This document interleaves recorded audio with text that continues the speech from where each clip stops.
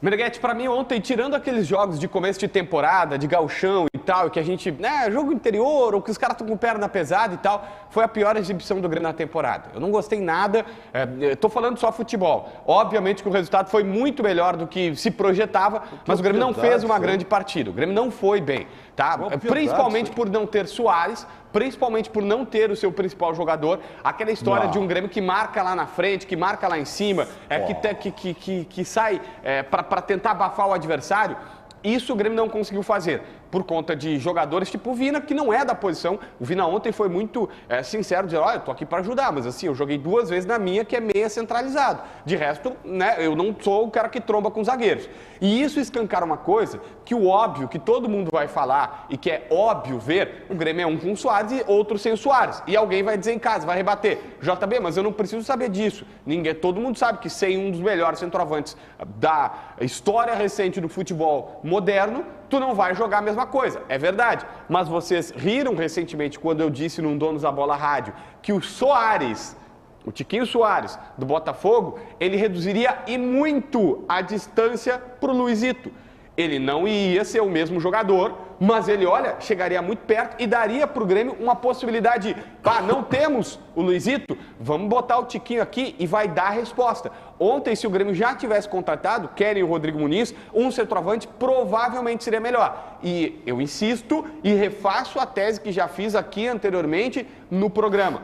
Não dá para criticar em nada a direção do Grêmio, inclua-se nisso Paulo Calef, que todo mundo tem erros e acertos, inclusive eu, não parece, mas tem.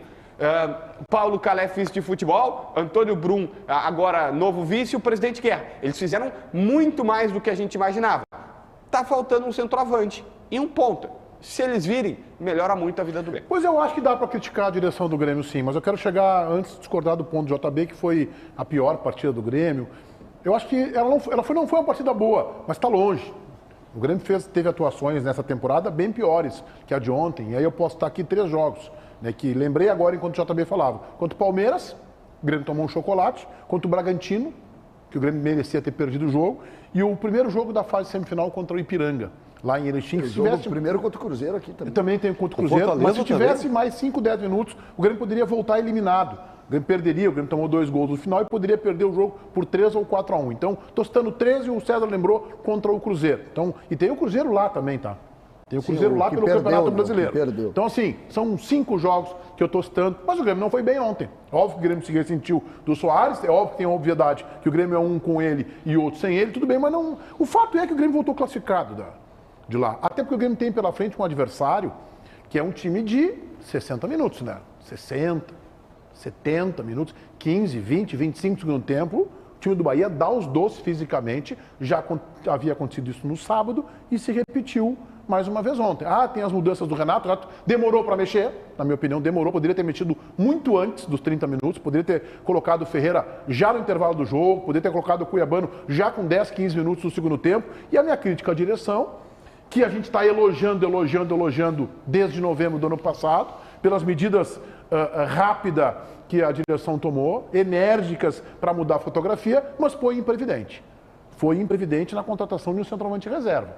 Porque o Grêmio sabia que estava trazendo um jogador de 36 anos, que é um grande jogador, e não estou nem cobrando que se traga um centroavante próximo ao Soares, mas um outro jogador. O Grêmio tinha que ter, porque sabia que se tratava de um jogador de 36 anos, que ia ter dificuldade para jogar no gramado sintético, que ia ter dificuldade com as viagens, ele já havia sinalizado isso, né? E aí o Grêmio não conseguiu contratar um jogador minimamente na condição do time, e por isso que o Soares faz ainda mais falta.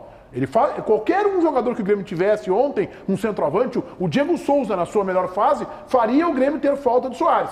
Mas é melhor ter esse jogador do que não ter, e talvez isso obrigue o Renato ali na frente, inclusive, a mudar o seu esquema. Quando o Soares não puder jogar, o Renato vai ter que tomar alguma medida. Eu acho que não tem nenhuma, eu não tenho nenhuma crítica ainda. Eu não tenho nenhuma crítica. E eu vou pegar também dados concretos para falar sobre isso. Se Soares jogar, por exemplo, o jogo contra o Bahia na volta, até agora nós temos a demonstração da dificuldade física do Soares, tem 3 jogos. 3 jogos. Tem o jogo que ele pede para sair, ali por volta de 30 minutos. Joga a munhequeira no chão e vai quase falando pro Isso, que ele começa a sentir dores. Eu tô dizendo do ponto de vista, eu não estou dizendo que ele não sentia dor antes. Estou dizendo do ponto de vista prático, tem aquele jogo. Depois disso tem um jogo que ele sai um pouco mais cedo. Que ele sai 15 minutos da Bahia. Por 15 minutos. E tem o jogo de ontem que ele sai no aquecimento. Então nós temos até uma progressão, tá? E tem os jogos que ele não vai, né? Mas foram poucos, né? Não, mas de dois aqui, não, né? mas foram poucos. Ele jogou 29 jogos. Não, né? É que eu acho que esse desculpa mas aí tá, ele não deveria ter jogado 29. Tu mesmo criticaste. Não. Eu acho que essa pode ser uma imprevidência. O que eu quero dizer é o seguinte, do ponto de vista prático... Mas não tem outro. Tá, é isso que eu quero dizer. Do ponto de vista prático, se ele jogar contra o Bahia, e o Grêmio classificar, e eu tenho Não, claro que a gente... classificar. Tá, eu também acho que vai, Meneghete, mas eu tô dizendo assim, do ponto de vista prático, o Grêmio tem mais ou menos uns 20 dias para botar um centroavante em Porto Alegre, grandão, para jogar os 4 jogos que faltam da Copa do Brasil. O Grêmio estará vivo e inteiro dentro do planejamento que desenvolveu. E isso e não adianta a gente discutir isso. Isso é concreto. Isso aí, como a gente tem a palavra da hora agora, o que é fato? Isso é fato. Mas precisa, obrigatoriamente, passar pelo Bahia. O que eu quero só? O que eu quero? O Soares, o torcedor tem que entender isso. Não existe nenhum jogador vai substituir o Soares. Esqueçam disso. O Soares é o maior jogador, um dos maiores jogadores que já passou pelo Rio Grande do Sul, uma das maiores contratações da história do futebol brasileiro, um jogador de outro padrão.